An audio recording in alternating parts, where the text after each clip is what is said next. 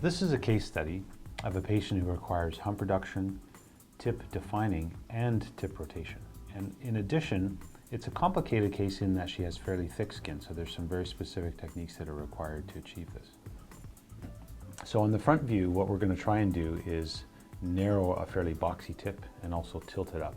I think on the front view you don't really see much of a hump, so we'll show you that on the side view. On the side view, what you can see is that her bridge is a little bit too high, and also the tip of her nose could probably come up or tilt up a little bit.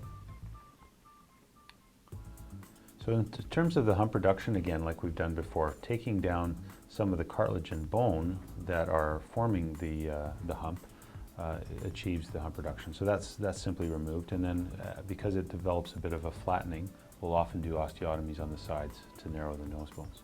So that's been done. Now, with her nasal tip, I think you have to think about this case a little bit different perhaps than some of the others. Her skin is quite thick, and so the changes that we want to make underneath are going to have to be fairly dramatic in order for us to see them. Otherwise, the skin will camouflage just minor changes.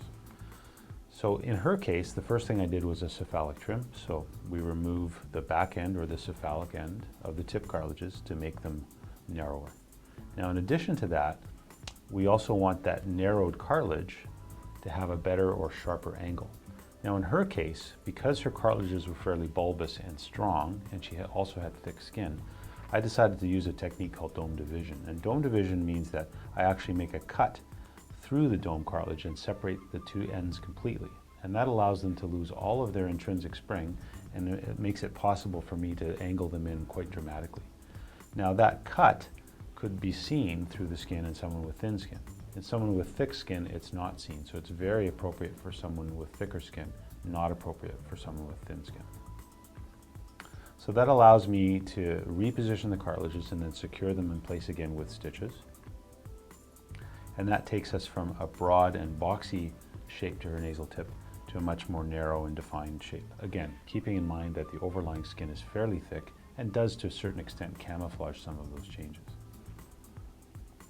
So once that's all been done, the other thing I did for her was I narrowed her tip and rotated it through the use of what are called cephalic margin stitches. So in her case, I pulled each of the individual cartilages up and in by suturing the cephalic edge, the part that had already been cut, to the underlying cartilages above. So that narrows and rotates her tip, so that you get two benefits from that technique.